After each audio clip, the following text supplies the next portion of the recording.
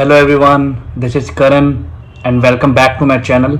सबसे पहले तो उन सभी सब्सक्राइबर्स को थैंक यू सो मच जिन्होंने अभी तक मुझे सब्सक्राइब कर लिया है, और जिन्होंने नहीं किया वो प्लीज़ मुझे सब्सक्राइब कर लो, बिकॉज अब आगे बहुत अच्छी अच्छी वीडियोज़ आने वाली हैं, इंफॉर्मेटिव और आप लोगों के बेनिफिट्स के लिए। तो शुरू करते हैं जैसे आपका बाइकिंग हो गया, तो बाइकिंग से हम स्टार्ट करेंगे। बट उससे पहले मैं एक चीज़ बोलना चाहूँगा, बहुत दिनों से वीडियो नहीं आई, उसके लिए आई एम सो सॉरी तहे दिल से। बट अब रेगुलर वीडियोस आती रहेंगी आपके पास।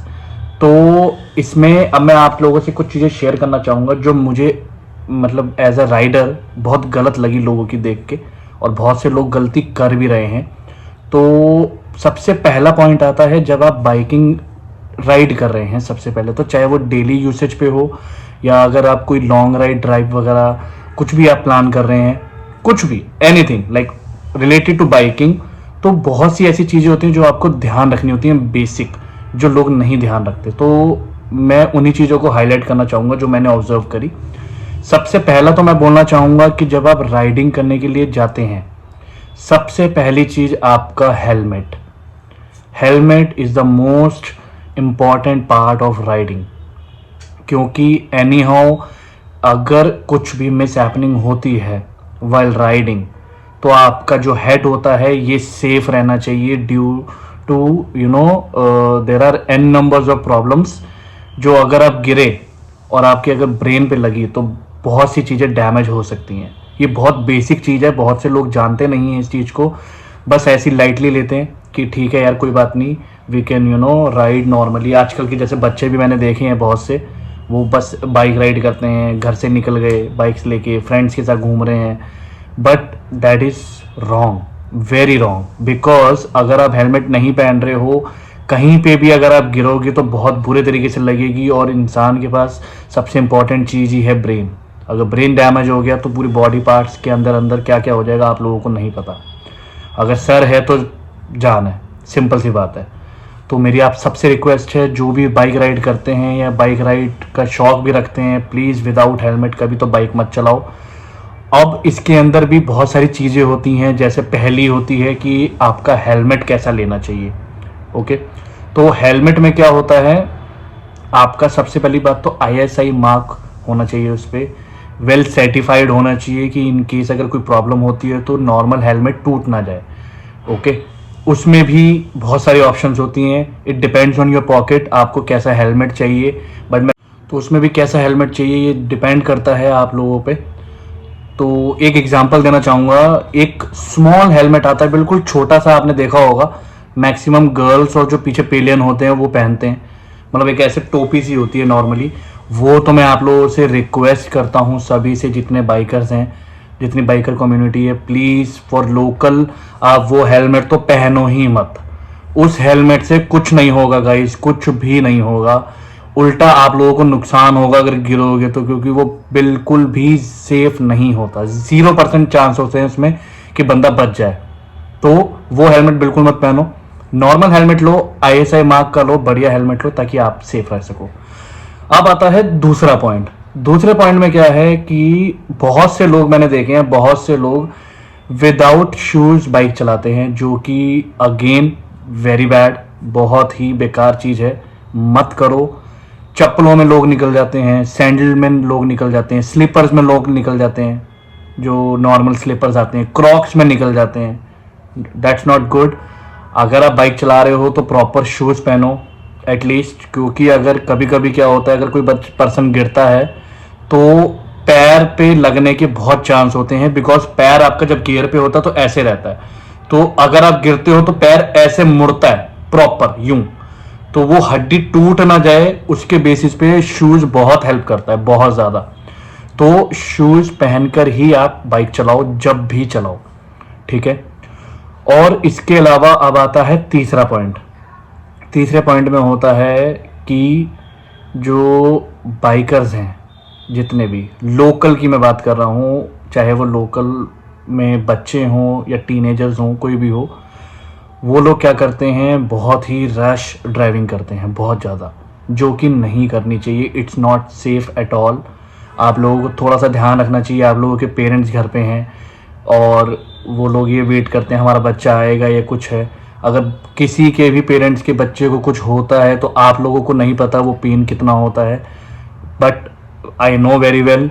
बहुत से लोगों को मैंने देखा है, मतलब घर से निकलते हैं, मतलब आर्ग्यूमेंट करके पेरेंट्स के साथ कि नहीं मुझे जाना है, दोस्त के साथ जाना है, बहुत गलत वे में बाइक्स चलाते हैं और इन केस अगर एक्सीडेंट हो जाता है रास्ते में तो बच्चा नहीं बचता। तो रश ड्राइविंग मत करो, किसी को दिखाने की कोई ज़रूरत नहीं है। सिंपल आप अपने में नॉर्मल राइड करो, अच्छी राइड करो, कोई प्रॉब्लम नहीं है, बट रश मत करो, बिल्कुल भी मत करो, ठीक है। तो ये 3 बेसिक पॉइंट्स हैं जो आपको ध्यान रखने हैं, जो लोकल पीपल्स हैं जो बाइक चलाने के लिए करते हैं। अब मैं आ जाता हूँ उन लोगों पे जो लॉन्ग राइड्स वगैरह करते हैं और काफ़ी शौक रखते हैं बाइकिंग वगैरह के लिए। तो उनके लिए क्या क्या चीज़ें हो सकती हैं, सबसे पहली मैं बताना चाहूँगा, अगेन सेम अच्छा हेलमेट, सेम उन लोगों के लिए भी। सेकंड होती है राइडिंग जैकेट। अब राइडिंग जैकेट्स के अंदर बहुत सी वैरायटीज आती हैं, बहुत सी, जिसके अंदर अलग अलग ब्रांड्स आते हैं। राइनॉक्स आता है, एल्पाइन ग्लो आता है, रॉयल एनफील्ड की भी एक आती है, तो CSX की एक आती है बेसिकली, राइट। तो बहुत सी, मतलब जैसे कहते हैं ना, प्रॉपर राइडिंग जैकेट्स आती हैं। अब उसमें क्या होता है, उसमें भी अलग अलग क्लासेस होती है, लेवल होता है। जैसे लेवल 1 की एक जैकेट आती है जिसमें आपको नॉर्मल एल्बो वगैरह गार्ड मिलेंगे, दैट्स इट, और नॉर्मल यहाँ पे शोल्डर पे एक स्पॉन्ज सा लगा रखा होता है, but that's a basic jacket. जिन लोगों को, मतलब ऐसा नहीं है कि बहुत ही फ्रीक्वेंट राइड वगैरह करते हैं, बट जो नॉर्मल राइड्स वगैरह करते हैं उन लोगों के लिए, वो राइड के लिए, जैसे वन टाइम राइड के लिए छोटी मोटी राइड कर ली, जैसे दिल्ली टू मूर्थल चले गए या दिल्ली टू निमराना या आगरा तक चले गए नॉर्मल, तो उन लोगों के लिए लेवल 1 की जैकेट ठीक है। देन आती है एक लेवल 2। लेवल 2 में क्या होता है बेसिकली गाइज, लेवल 2 में प्रॉपर आपको अच्छे से आर्म्स वगैरह, जैसे आपके एल्बो गार्ड्स हो गए, प्लस आपके फ्रंट में चेस्ट में आपको अच्छे से गार्ड मिलता है, काफ़ी मतलब सॉलिड गार्ड होता है, ऐसा नॉर्मल स्पंज टाइप का नहीं होता, आपके शोल्डर्स पे रहता है। और एक बिल्कुल नेक के बिल्कुल बीच में एक मोटा गार्ड मिलता है आपको, ताकि इन केस अगर कभी कस्टमर ऐसे पीछे को गिरे तो नेक बच सके। वो गार्ड इतना सॉलिड होता है कि वो आपको बचा लेता है। तो वो वाली जो जैकेट होती है वो उन लोगों के लिए, जैसे जो नॉर्मली जैसे लॉन्ग राइड्स करते हैं, दिल्ली टू चंडीगढ़ चले गए, दिल्ली टू मनाली चले गए, दिल्ली टू अमृतसर चले गए, दिल्ली टू देहरादून चले गए, XYZ कहीं पे भी आप जा रहे हो, लॉन्ग राइड जिसे बेसिकली कहते हैं, तो ये उन लोगों के लिए सबसे बेस्ट जैकेट है। थर्ड आती है लेवल 3 की। ये वो लोग लेते हैं जो स्पोर्ट्स बाइक वगैरह वेयर करते हैं, राइट, और स्पोर्ट्स बाइक उनको अच्छी लगती है और स्पोर्ट्स बाइक के लिए ही वेयर करते हैं स्पेसिफिकली ऐसी जैकेट्स, क्योंकि वो बहुत ही नेक्स्ट लेवल जैकेट होती है। इवन उसके अंदर इतनी सेफ्टी होती है कि अगर आप गिरोगे भी तो मतलब एक हल्की सी खरोच तक नहीं आएगी आपको। बहुत ही वेल, जैसे कहते हैं ना, मटेरियल की बनी होती है वो जैकेट्स। तो जैकेट्स में बेसिकली 3 अलग अलग लेवल आते हैं। देन आता है आपका ग्लव्स। अब ग्लव्स में भी बहुत सारी वेराइटीज हैं, बहुत सारी, मतलब मैं बता नहीं सकता इस वीडियो में, इतनी वेराइटी है। अब नॉर्मल जो बेसिक आती है, जो नॉर्मल जितने भी राइडर्स होते हैं वो पहनते हैं, दो वो होती हैं गोप्रो के। गोप्रो की एक basically go bikers I think same company है। तो उनकी एक बेसिक जो आती है ना, एक स्टैंडर्ड क्वालिटी वो आती है, वो आप ग्लव्स पहन सकते हो। That will cost you around आप कह सकते हैं 350 to 400 रुपीज़। तो मतलब प्रोडक्ट अच्छा है, स्पेसिफिकली लोकल्स के लिए, और थोड़ी सी लॉन्ग राइड अगर आप करते हो तो नॉर्मल बेसिक में ठीक है। फिर उसके ऊपर का एक और वर्जन आता है, वो वाले ग्लव्स जो होते हैं उसके अंदर क्या होता है, आपको ग्लव्स के अंदर में यहाँ पे इस पॉइंट पे वार्मर मिलता है थोड़ा सा, जो जैसे अगर मान लीजिए कोई ठंडी जगह पे जा रहा है तो वो उस पॉइंट पे वो बहुत हेल्प करता है। उसके अंदर ही वार्मर लगा होता है बेसिकली, बोथ साइड, दोनों साइड पे। देन उसके बाद थर्ड वाला जो एक और ऑप्शन होती है ग्लव्स के अंदर ही, उसमें क्या होता है, प्रॉपर आपको पहले एक थिन लेयर होती है, वार्म ग्लव्स टाइप के एक होते हैं, वो होते हैं उसमें। फिर उसके ऊपर एक और लेयर होती है जो कि होती है आपकी वाटरप्रूफ। तो वो एक पतली सी एक शील्ड होती है, एक कपड़ा होता है, वो होता है जो कि बहुत अच्छी क्वालिटी का होता है। और फिर आपके ग्लव्स होते हैं विद प्रॉपर फिंगर के, आपके आर्म्स उस पर छोटे छोटे से एक वो लगे होते हैं गार्ड टाइप के, जैसे कि मैंने आपको बताया कि जैकेट्स में जैसे हैंड्स वगैरह पे, और उस जगह पे होती है, तो वो सेम उसी में भी होती है ग्लव्स में। तो वो वाली क्वालिटी के जो ग्लव्स होते हैं वो आपको पड़ते हैं लगभग 6,000, 7,000, 10,000। इट डिपेंड्स कि आपको कैसे बेसिकली किस क्वालिटी का प्रोडक्ट चाहिए। तो ये होती हैं ग्लव्स की कैटेगरी। अब हम आते हैं सबसे इंपॉर्टेंट पार्ट, राइडिंग पैंट पे।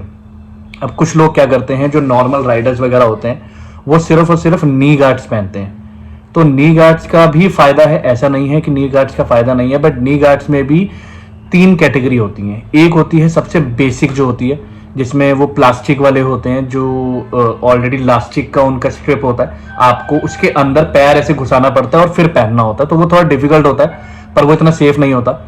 सेकंड आता है आपका प्रो बाइकर्स का।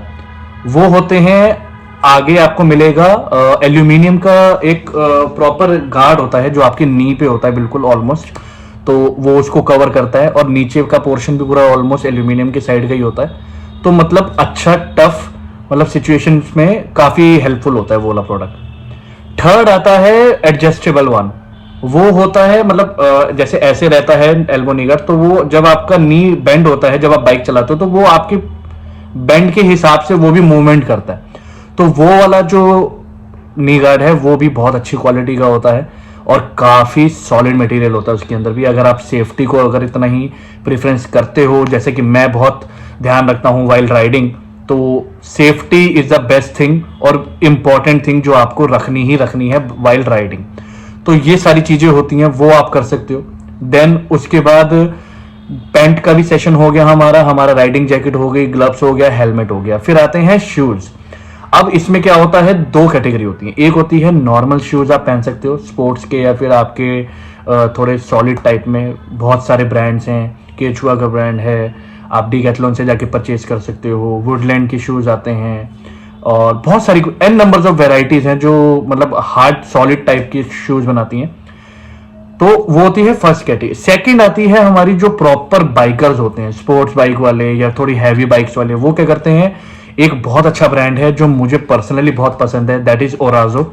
उसके शूज बहुत अमेजिंग शूज होते हैं, that will cost you near by 6,500 और 7,000। वो आप परचेज कर सकते हो। उसके अंदर आपको बहुत अच्छा मटेरियल मिलता है, वैरायटी बहुत अच्छी मिलती है और you will love the quality guys. तो अगर आप देख रहे हैं शूज में बजट अच्छा है तो आप वो वाले प्रोडक्ट में जा सकते हैं। तो ये तो हो गई आपकी सारी सेफ्टी का पार्ट बाइकिंग से रिलेटेड। अब आते हैं आपको जब भी राइड पे निकलना है तो आपको बाइक के अंदर क्या क्या ध्यान रखना है। बहुत सारी चीजें होती हैं।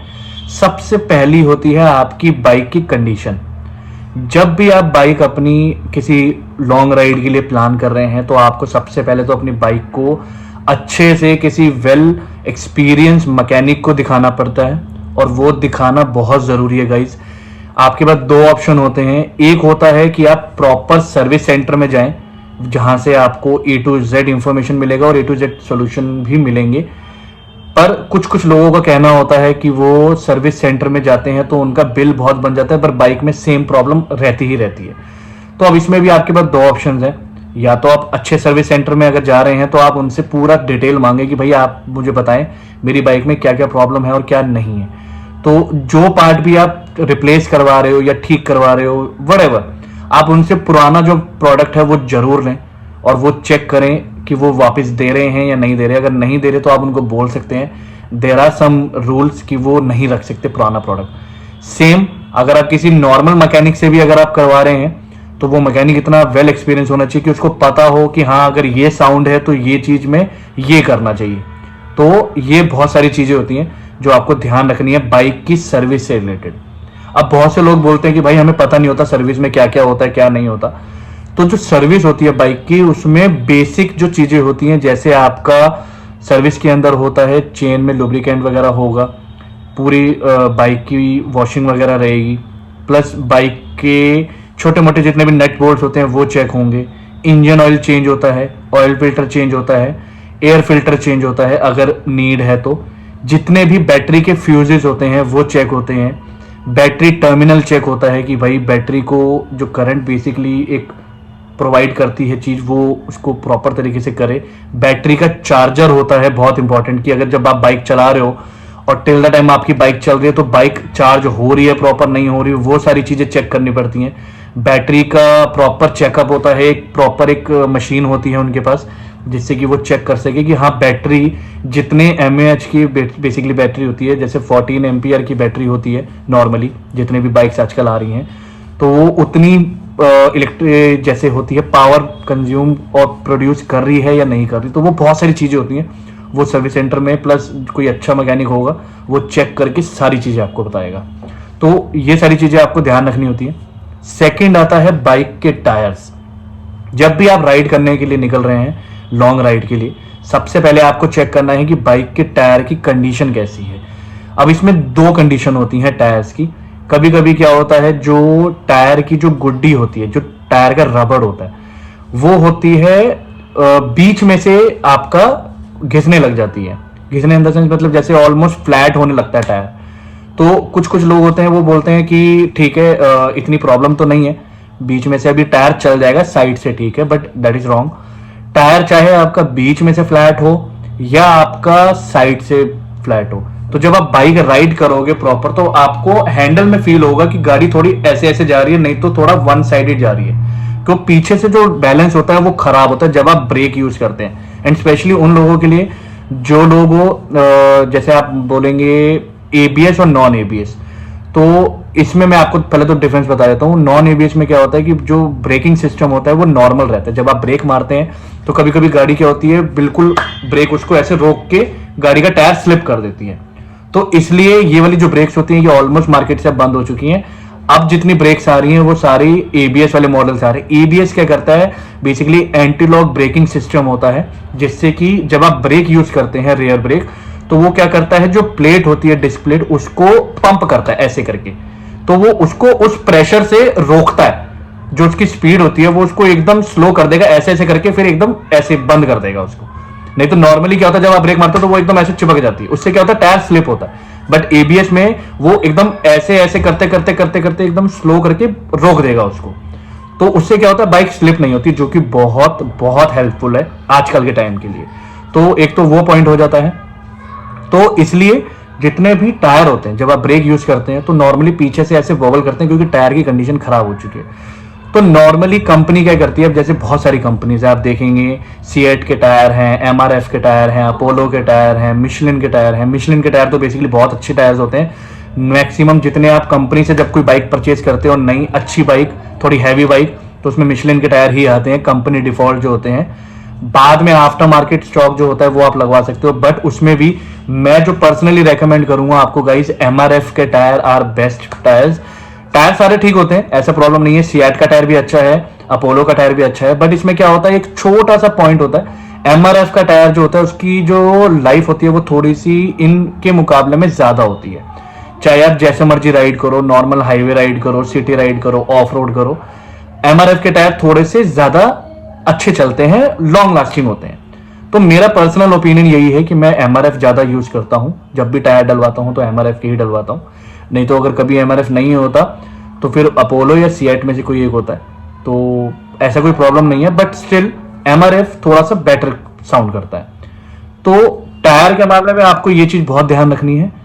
अब आता है आपकी बाइक का सबसे इंपॉर्टेंट पार्ट, जो कि होती हैं इलेक्ट्रिक पॉइंट्स जितने भी होते हैं बाइक में। जैसे कि अब आपकी बाइक में जब भी आप किसी लॉन्ग राइड पे निकलो, सबसे पहले जितने इलेक्ट्रिकल पॉइंट्स हैं, जैसे इलेक्ट्रिक पूरी की पूरी जो वायरिंग होती है, आप उसको पहले पूरा चेक करवा लो कि वायरिंग में कहीं पे भी कोई शॉर्ट तो नहीं है या कहीं से कटी तो नहीं है।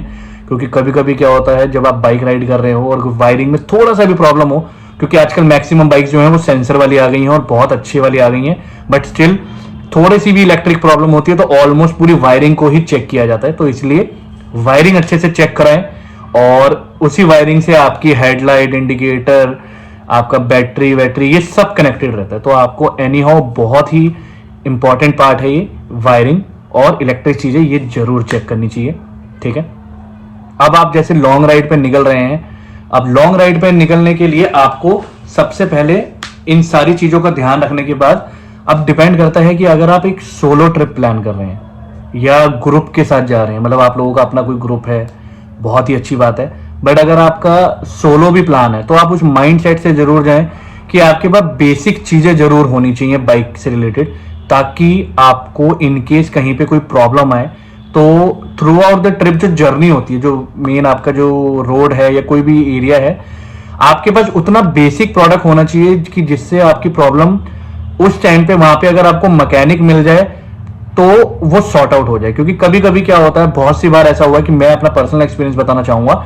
मैं जब भी राइड पे निकलता था, पर्सनल सोलो राइड करता था, तो मैं इनफ एक सामान रखता था ताकि मुझे कहीं रास्ते में वो सामान अगर नहीं मिला तो मेरे लिए प्रॉब्लम हो जाएगी। मैकेनिक तो आपको मिल जाएगा एनी हाउ, किसी न किसी से हेल्प मांगेंगे आप, नॉर्मली आपको वो बता देगा कि हाँ भाई लोकल मैकेनिक यहाँ रहता है या इधर रहता है, कहीं पे भी XYZ। तो वो बहुत सारी चीजें होती हैं, वो बंदा चेक करता है, देखता है। तो बेसिक सामान क्या क्या होना चाहिए आप लोगों के पास, वो मैं आप लोगों को बताना चाहूंगा। अब जैसे नॉर्मली आजकल के टाइम में सबके पास 200 सीसी से अबव ही बाइक है, तो रॉयल एनफील्ड बहुत बिक रही है, रॉयल एनफील्ड है, KTM है, पल्सर की बाइक्स होती हैं, बहुत सारी बाइक्स हैं जो अभी मार्केट में चल रही हैं। तो जो बेसिक चीजें होती हैं, जैसे सबसे पहली चीज आपको बैटरी के फ्यूजेस रखने होते हैं, 10 नंबर के, 15 नंबर के और 20 नंबर्स के भी होते हैं। तो स्पेयर में आपको बैटरी फ्यूजेस रखने पड़ते हैं। आपको स्पार्क प्लग रखना चाहिए, छोटा और बड़ा दोनों, क्योंकि बहुत सी बाइक्स में होता है कि लेफ्ट और राइट साइड पे दोनों पे बड़े वाले लगते हैं, ऐसा नहीं होता कि छोटा और बड़ा लगता है। बहुत सी बाइक ऐसी हैं जिसमें एक ही साइड पे बड़े वाला ही लगेगा, ताकि वो जो उसका अडेप्टर है वो उस हिसाब से उसको करंट पास कर सके। तो एक तो ये बेसिक चीज होगी। उसके बाद आती है आपके पास क्लच वायर होनी चाहिए, कम से कम 2 पीस। एक्सकलेटर वायर होनी चाहिए 1 पीस। आपके पास एक हॉर्न होना चाहिए बेसिक, ठीक है। प्लस आपके पास हेडलाइट के बल्ब होने चाहिए, जो कि बहुत इंपॉर्टेंट है। बैकलाइट का बल्ब होना चाहिए, जो कि ऑल्सो बहुत इंपॉर्टेंट है। और कम से कम 2 से 3 आपके पास टायर ट्यूब होनी चाहिए, रेयर प्लस फ्रंट दोनों की मिला के, ताकि इनकेस कहीं पे भी अगर आपको प्रॉब्लम लगे तो वो आप वहीं पे आपके पास ट्यूब होनी चाहिए। इंस्टेंट फटाफट आपका टायर वायर ओपन करवा के न्यू ट्यूब डाली और गुड टू गो। अब इसमें भी 2 चीजें होती हैं, कोई कोई बाइक्स होती हैं ट्यूबलेस होती हैं और कोई कोई होती हैं विद ट्यूब होती हैं। तो जो मेरा पर्सनल ओपिनियन है, विद ट्यूब वाली जो बाइक होती है वो ज्यादा बेटर होती है। क्यों? क्योंकि आपके पास अगर इनकेस अगर आपका ट्यूब मान लीजिए हो जाती है, अगर पंचर हो जाता है टायर, तो आपके पास 15 से 20 किलोमीटर का एक ऐसा बफर होता है कि आप आराम से गाड़ी को थोड़ा सा खड़े होके आप बाइक को मैकेनिक तक लेके जा सकते हो, या फिर रिपेयरिंग वाले के पास, वो उसको रिपेयर कर देगा। बट जो ट्यूबलेस होती है, अगर वो पंचर हो गई और जहां पे भी आप रुक गए तो वो वहीं पे ही टायर उसका पूरा फ्लैट हो जाता है। उसमें इतनी कैपेसिटी नहीं होती कि वो उसके ऊपर आप उसको बाइक को चला पाओ, क्योंकि ट्यूबलेस टायर उन्हीं में होते हैं जिनके अंदर अलॉय व्हील्स लगे होते हैं, और अलॉय व्हील्स बहुत जल्दी बेंड हो जाते हैं अगर आपने पंचर गाड़ी को अगर चला दिया तो क्योंकि नॉर्मल स्पोक्स वाली जो व्हीकल्स होते हैं उसके अंदर अगर पंचर होगा तो आपके पास बफर, मैंने जैसा कि बताया 15 से 20 किलोमीटर होता है, आप इजीली थोड़ा सा खड़े होकर बाइक को किसी मैकेनिक या रिपेयरिंग वाले के पास ले जा सकते हो। तो ये बहुत प्लस पॉइंट होता है अकॉर्डिंग टू मी। बहुत से लोग कहते हैं कि ट्यूबलेस टायर भी अच्छा होता है, तो अगर आपके पास ट्यूबलेस टायर है तो एक ट्यूबलेस पंचर किट होती है वो जरूर रखें। उसके अंदर सब होता है, लोशन होता है, एक प्रॉपर एक मशीन सी होती है, छोटा सा एक होता है जिसको पकड़ के आप टायर के अंदर जो आपका जैसे कि जो होता है एक लिक्विड टाइप का होता है, जेली टाइप का कुछ होता है, वो उसके ऊपर लगता है। वो टायर में आप ऐसे घुसाएंगे उसको, पूरा अंदर पूरा इनसाइड एज तक आप जहां तक जा सकते हो, जहां पे वो पंचर आपको लगता है फिक्स हो जाएगा, वो करके आपको खींचना होता है और फिर उतने हिस्से को काटना होता है। तो ये सारी चीजें जो होती हैं ये सारी आपको ध्यान रखनी है पंचर किट से रिलेटेड। फिर उसके बाद आता है अब आपका बाइक के अलावा अब आता है आपका on the way to journey में क्या क्या आप कर रहे हैं और कैसे कैसे कर रहे हैं। सबसे पहला आपका फूड, कि आप फूड कैसा खा रहे हैं और कैसा नहीं खा रहे। तो वाइल राइडिंग, जब भी आप राइड कर रहे हैं तो ब्रेकफास्ट हमेशा हैवी करके निकलें, और जो आपका लंच होता है वो बिल्कुल लाइट करें। Light in the sense the best option is yellow dal rice, और आप मैगी खा सकते हो, नहीं तो बेसिक जो होता है ना आप वो खा सकते हो। ऐसा नहीं है कि आप शाही पनीर या पनीर से रिलेटेड आइटम या dal makhani, rajma, an numbers of item जो हैवी होती हैं आप वो खा रहे हो। That's not good while riding, क्योंकि लंच अगर जितना आपका लाइट करोगे आप उतना ही आपको राइडिंग में मजा आएगा।